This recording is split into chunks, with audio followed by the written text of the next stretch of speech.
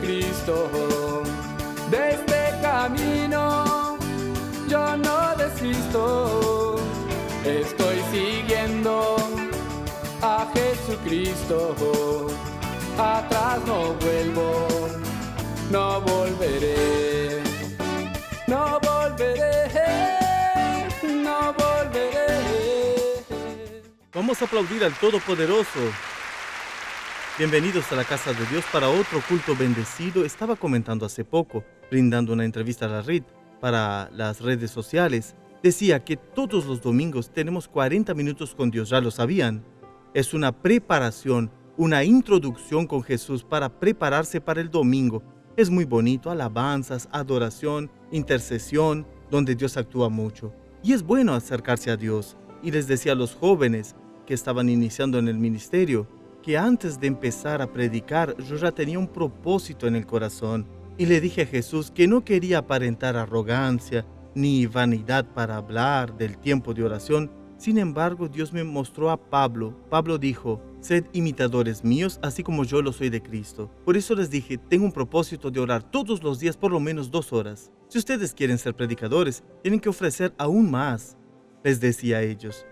En nuestro tiempo íbamos al monte y nos quedábamos toda la noche orando, ¿no? Y en la iglesia no había televisión, en la iglesia no había radio, no había nada. Solo hacíamos la obra de Dios en la iglesia. Por tanto, debemos preparar la nueva generación. Tenemos que preparar a los jóvenes de la iglesia para hacer la obra con intrepidez, con osadía, con las mismas cualidades de David. Veamos las cualidades de David. Vean, no es el mensaje de hoy. 1 Samuel 16:18. Un joven habló acerca de David, que también era joven. Supongo que serían amigos. Saúl estaba atormentado por un espíritu impuro y buscaban a alguien que tocara el arpa, que tocara una alabanza para que llegara a la presencia de Dios. Y un joven dijo: he visto a un hijo de Isaí de Belén que sabe tocar. Él sabe hacer lo que ustedes quieren, pero es algo más, hermanos. ¿Qué más, hermanos? Es valiente, no porque maltrata a los demás. El valiente no tiene miedo. O sea, valentía es ausencia de miedo, es así. Y dice más sobre él, leámoslo. Y vigoroso, hombre de guerra, que sabe luchar. Al fin y al cabo mató a un león y a un oso. El joven le dijo esto a Saúl, pero esta noticia entre sus amigos debería ser conocida. ¿No es así? Porque el joven lo había dicho antes de luchar contra el gigante, Goliat. Antes de que David sea conocido por todos, entre su círculo de amistad, de las personas cercanas, él ya conocía a David. Y dijo: él es valiente, es vigoroso, hombre de guerra que sabe luchar. Luchó con un león, con un oso. No siempre vence quien tiene más fuerza, sino quien sabe luchar. Solemos ver esto en el MMA, en el UFC, en el boxeo. Ya conté de la lucha de un brasileño contra un grandote, que en aquel tiempo no había categoría de peso. El hombre era muy fuerte y logró subirse sobre el brasileño. Y el locutor decía que ganaría por aplastarlo, pero en minutos el brasilero logró pasar las piernas sobre él, le dio un gancho, un golpe y ganó el combate. ¿Quién tenía más fuerza? El otro. ¿Pero quién ganó? El que sabía luchar, ¿no?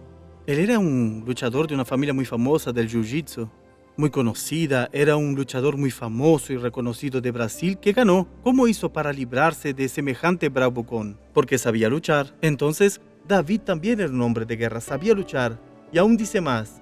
Dice así: hombre de guerra, prudente en sus palabras, sabe muy bien lo que hacía, hermoso y Jehová está con él.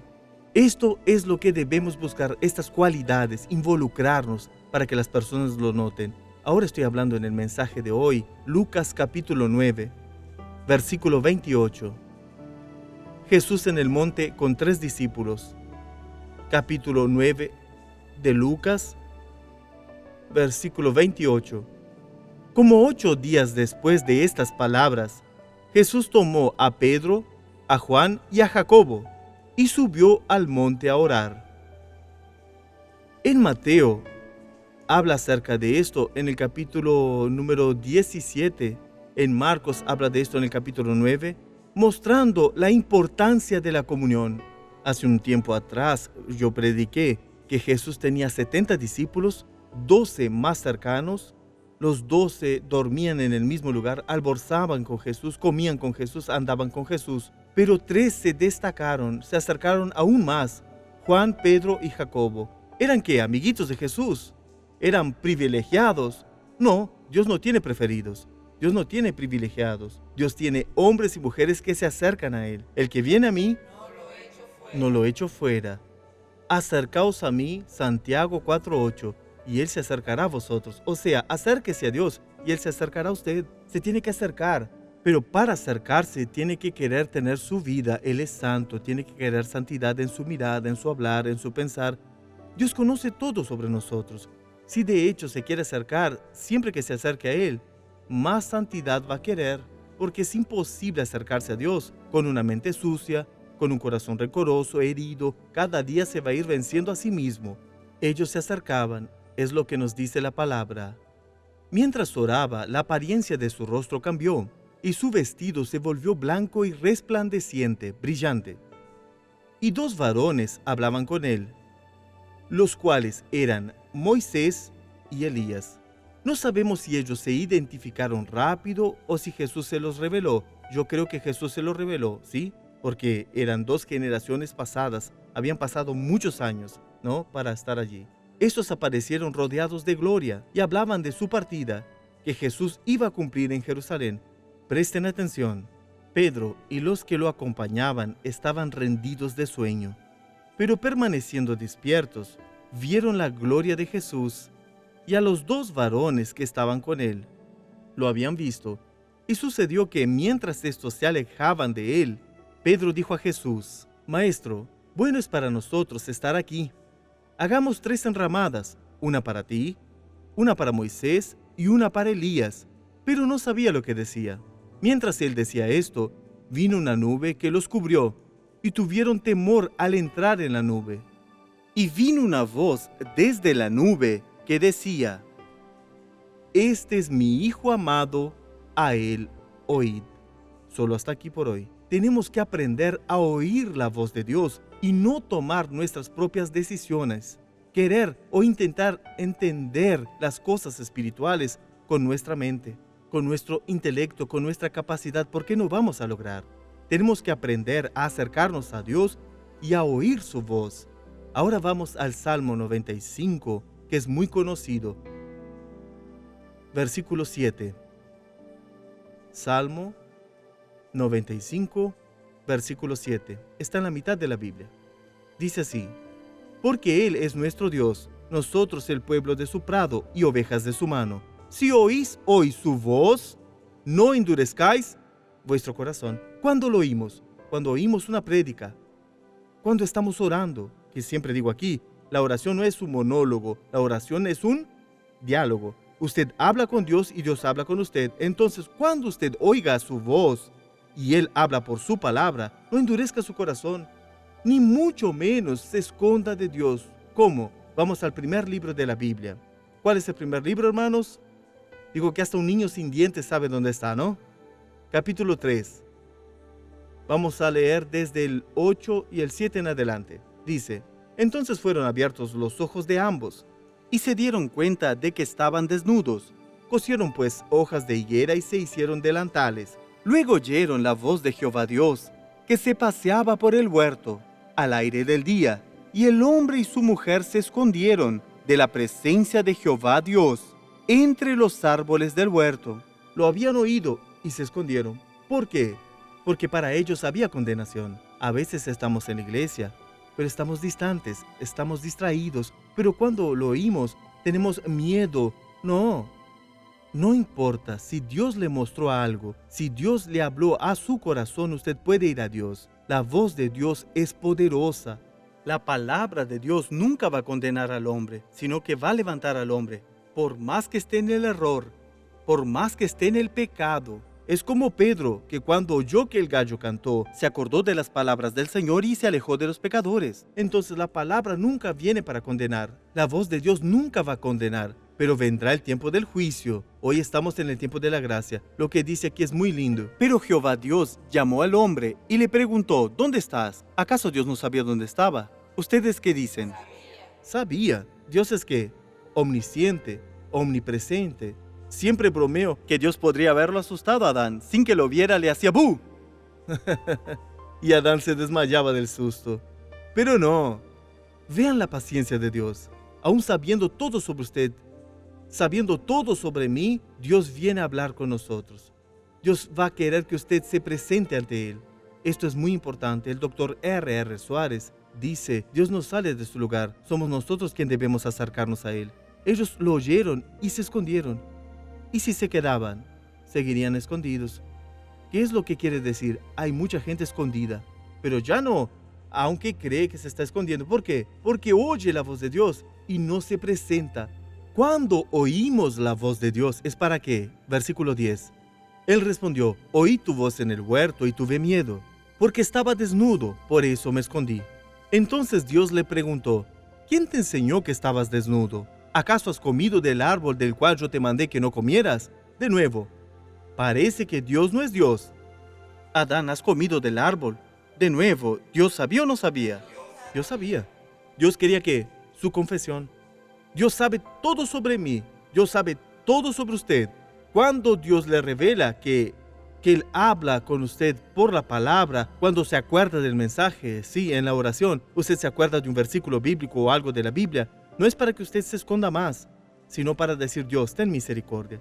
Tú sabes lo que pensé, tú sabes lo que hice, sabes lo que no hice, sabes que fui omiso. Ser sincero, abriendo el corazón. ¿Acaso has comido del árbol del cual yo te mandé que no comieras? El hombre le respondió, la mujer que me diste por compañera me dio del árbol, y yo comí. Y Dios fue a hablar con Eva, pero no habló con el diablo. El diablo solo le da la condenación, esto sirve de lección. Con el diablo no se habla, hay que darle la condenación, hay que condenar lo que él está haciendo. ¿Cuál es nuestra lección? Oyendo la voz de Dios, ella nos va a levantar. No nos podemos esconder más. Es como si Dios dijera, yo sé lo que tú has pensado, sé lo que has hecho. ¿Y ahora te vas a seguir escondiendo o vas ante el Dios misericordioso? Adán se había vestido con un delantal de hojas de higuera que él mismo hizo. ¿Sabe lo que Dios hizo con él? Dios los desvistió y le puso una túnica de piel. Dios tiene lo mejor para usted. Dios no quiere que se avergüence en el mundo espiritual. Dios no lo quiere ver desnudo en el mundo espiritual. Dios le está hablando para levantarlo. Vamos a Ezequiel capítulo 2, versículo 2. Una palabra muy fuerte del Señor. Ezequiel, llamado el tercer gran profeta, ¿sí? Estaba Isaías, Jeremías y Ezequiel. El capítulo es el 2. El versículo también es el 2. Yo voy a encontrar aquí 2:2. Dice así. Después de hablarme, entró el Espíritu en mí y me afirmó sobre mis pies y oí al que me hablaba. Hermano, cuando Dios le habla es porque lo quiere levantar. Dios no quiere que usted se caiga. Usted ya está caído. Él quiere, sabe, Adán estaba desnudo, sin ropa. Dios no quería verlo avergonzado. No quería verlo desnudo en el mundo espiritual. No, Dios no quiere verlo desnudo. Dios no quiere que se avergüence. Dígame usted si quiere ver a su hijo avergonzado. Dios no quiere ver a su hijo avergonzado. Dios lo sabe todo. Entonces siempre enviará la palabra de Dios para levantarlo. Este fue el mensaje. En los próximos cultos veremos que usted tiene que oír la voz de Dios y salir de la tumba, como Lázaro, que estaba en la tumba. Lázaro, ven fuera, estaba entre los muertos. Y hay mucha gente que está entre los muertos. Está en la iglesia, entienda, pero a veces está viendo lo que no debería ver en internet. Están muertos. Para ellos eso es normal. Tienen los mismos sentimientos que los demás tienen. Ahora vamos a ver una linda historia, una historia de amor, una historia de la novela de la vida real. Vamos a ver la historia de Wanda de Igarapé, por favor.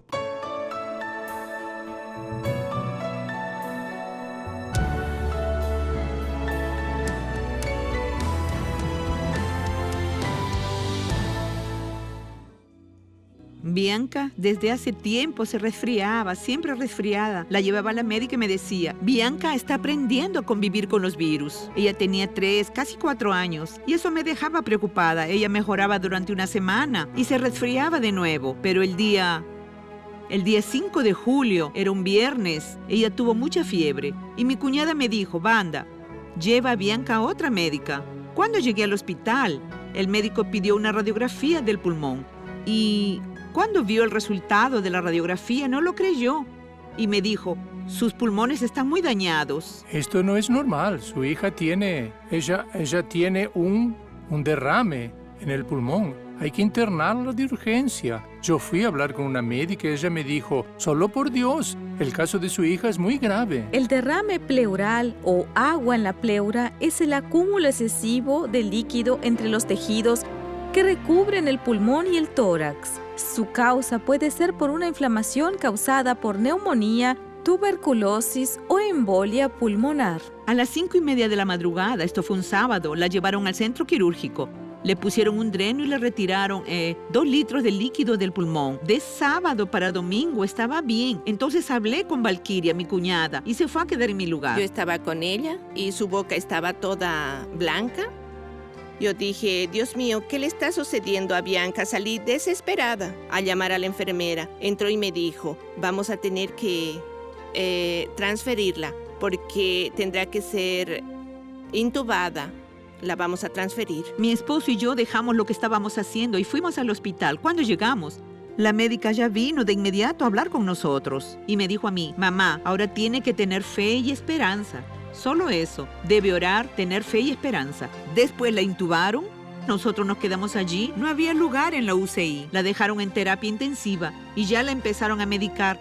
Pero hasta el lunes, la medicación no le había hecho efecto. Nosotros empezamos a preocuparnos mucho, oramos, lo pusimos en las manos de Dios. Veíamos siempre al doctor Suárez y todos los días iba a Belo Horizonte, salía de Igarapé más temprano para ir hasta la Iglesia de la Gracia. Siempre oraba, le pedía al pastor que orara, que mi hija estaba muy mal, estaba intubada en el hospital. Iba a la iglesia y traía aceite ungido, les pedía a los pastores, se lo daba a mi esposa para que fuera al hospital a ungir a Bianca. Un día viendo el programa por televisión, me enteré que el doctor Suárez vendría a la iglesia a hacer una campaña aquí un viernes. Entonces le avisé a mi hermana y le dije, hoy voy a salir más temprano, porque el doctor Suárez va a estar en la iglesia. Le voy a pedir que haga una oración, voy a ver si puedo hablar con él. Llegué temprano, lo esperé y pedí si podía hablar con el doctor Suárez. Durante el culto me llamaron. Yo hablé con el doctor Suárez, le expliqué llorando. Le conté que mi hija estaba intubada y el pastor Tiago me dijo, quédese tranquilo. Cuando llegue al hospital va a tener una buena noticia. Su hija va a estar bien. Después de terminar el culto, Wallace fue al hospital y recibió la noticia de lo que Dios ya había hecho. Cuando llegué, mi esposa me dijo, el médico quiere hablar contigo. El doctor dijo, papá, no se preocupe porque mañana vamos a extubar a su hija. Para honor y gloria del Señor, a mi hija le sacaron el tubo y fue mejorando. Fue un milagro de Dios. Cuando fui al cuarto, lo primero que dijo fue, mamá, vi a Jesús entrando en el cuarto. Jesús me curó. Ella contaba su testimonio a todas las personas después que salió del hospital. Cuando nosotros orábamos por Bianca, decíamos, Señor, ve tú. Señor, tú mismo ve allí y haz la obra en su vida. Jesús fue allí y hizo la obra. Cuando fue a finales del 2019, le hicieron la última radiografía y la doctora me dijo, mire, su hija ahora es como cualquier otra niña. Está completamente curada. Es muy alegre, extrovertida, juega. Es una niña normal. Antes de que mi hija tuviera ese problema, tenía que usar inhalador. Pero después de que Dios hizo la obra, nunca más lo tuvo que usar. Es como cualquier otra niña. Mi casa y mi familia es bendecida. Para nosotros, Dios en nuestro hogar es todo.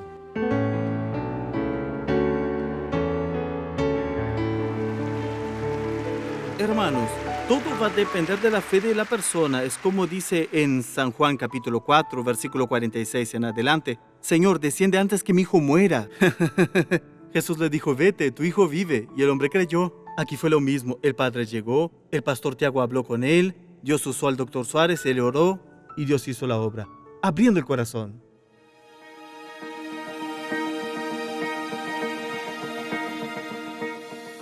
Pastor, hace años que estoy viviendo una situación familiar complicada. No hay unión entre mi familia y hoy sé que esto es una acción espiritual. Creo que el poder de Dios se puede manifestar entre nosotros, pero las circunstancias son demasiado fuertes. Necesito ayuda. Por favor, ¿qué debo hacer? Creo que ya lo respondí en otro mensaje, porque la Biblia dice que debemos ser testigos. Tiene que ser testigo del Evangelio en su familia. Fue el mensaje que di en la semana pasada en Zacarías 4:6. No con ejército ni con fuerza, sino con mi espíritu. No con ejército ni con fuerza. Cuando David, cuando el Espíritu Santo le fue dado, se apropió de la unción, los hermanos no lo reconocieron. Su hermano Eliab fue a enfrentar a David, pero después vio que derribó al gigante. el hermano vio que David vencía la batalla contra los filisteos, y en 1 de Samuel 22, cuando Saúl quería capturar a David matar a David, se refugió en la cueva de Adulám. ¿Saben quiénes fueron? Sus hermanos y toda la casa de su padre fueron con él, porque ahora lo vieron y reconocieron. El propio Señor Jesús, cuando empezó a predicar y a demostrar su poder, ¿saben qué sucedió? ¿Qué querían su familia? Detenerlo. Después lea en Marcos 3:21. Querían detenerlo. En la Biblia dice en San Juan 7:5 que los hermanos de Jesús no creían en él. Pero después, en la resurrección, todos estaban allí con él porque vieron que él era el Señor, no con ejército ni con fuerza, sino con oración, combate espiritual y dando un buen testimonio. ¿Está bien? Vamos a orar ahora. Pónganse de pie, por favor. Jesús es bueno. Nuestro Dios es bueno en todo tiempo. En todo tiempo, nuestro Dios es bueno. Ese es el momento de la bendición. Es el momento en que los hijos de Dios serán bendecidos. Porque la cura es pan. La cura es pan de los hijos. ¿Quién es hijo de Dios aquí? Entonces, tiene derecho a la cura. Jesucristo te sana. Tiene hipertensión, tiene diabetes. Vamos a maldecir esta enfermedad, pero por favor, no dejen de tomar la medicación, a no ser por la indicación médica. De acuerdo, pero vamos a determinar si camina con dificultad. Dios quiere recuperar su rodilla ahora para que dé testimonio. Digamos que salió de su casa así y regresa así. Salió de su casa así, regresa a su casa así. Porque tal vez la autoestima está muy baja, tal vez porque está deprimido, tal vez está ansioso, está preocupado por algo que siente en el corazón. Echad toda vuestra ansiedad sobre Él, toda su preocupación. Cierren los ojos, Padre amado, Padre querido. Es el momento de la bendición, momento de oración por tus hijos, tus hijas. El momento para que todos sean bendecidos con salud, porque tú nos das salud. Dios mío, auméntale la autoestima a la persona que está desanimada, que tiene una depresión muy fuerte, que se siente muy ansiosa y que incluso perdió la alegría de vivir. No son pocas las personas que están contaminadas por la depresión. No son pocas las personas que están conviviendo con el mal, Dios. Dios mío, aquí tal vez hay personas con cáncer. Hay personas atormentadas por espíritus impuros. Hay personas que sufren de día y de noche por una dolencia, por una enfermedad, por un dolor en varias partes del cuerpo, en las piernas. Hay personas con mucho dolor en las rodillas y casi ya no pueden caminar. Dios mío, ven ahora y cura la cadera trabada que hace que la persona no se pueda mover bien. Hay gente con la columna trabada. Ven sobre la persona que está perdiendo la vista debido a la catarata, al glaucoma o por una enfermedad degenerativa. Su audición está perjudicada, el habla está perjudicada, el habla del niño, Dios, que está atrasada. Ven ahora en el nombre de Jesús. Ven con tu mano fuerte, ven con tu poder liberador, ven con tu poder que hace maravillas.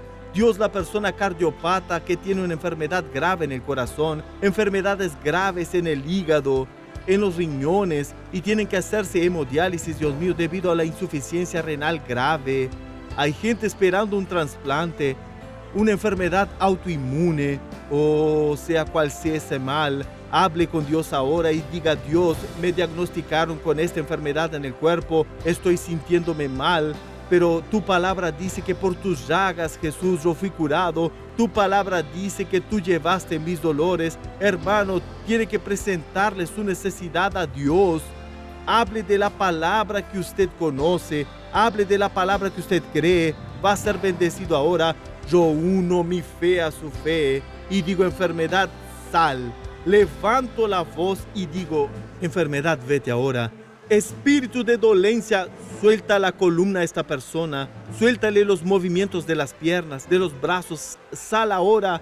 Tumor que apareció en este cuerpo, endometriosis, sal de esta señora, síndrome del ovario poliquístico, la hinchazón en la próstata de este señor, el cáncer que apareció, la dolencia en la piel, sea donde esté, el mal en el sistema nervioso, el mal psíquico, emocional, depresión, pánico, ansiedad, sea el mal que sea, o una herencia genética, enfermedad congénita, secuela de la parálisis infantil, secuela de la papera que tuvo y constantemente tiene problemas inmunológicos, sal, todo mal. Ahora, diga: gracias, Señor, yo recibo mi bendición, me apropio de ella, en el nombre de Jesús. Amén. Gloria a Dios. Jesús es bueno.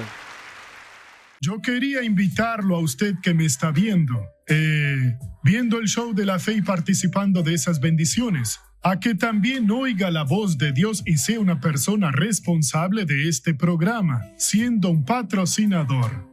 Sienta en su corazón con cuánto quiere Dios que usted nos ayude. La Biblia dice que eso que usted está sintiendo es la semilla que Dios está poniendo en su mano para ayudarnos. ¿Y qué hago, doctor Suárez? El número de teléfono aparece en su pantalla. Llámenos y crea. Cuando Dios llama a alguien para ser patrocinador, Él tiene un gran plan para esa persona. No desprecie lo que Dios tiene para usted. Ayúdenos a llevar almas a Jesús. Y después usted dirá, muchas gracias, doctor Suárez, y yo diré, muchas gracias, Señor, por haberme usado. Que el Señor le bendiga y le guarde en el nombre de Jesús. Llámenos ahora, en este momento.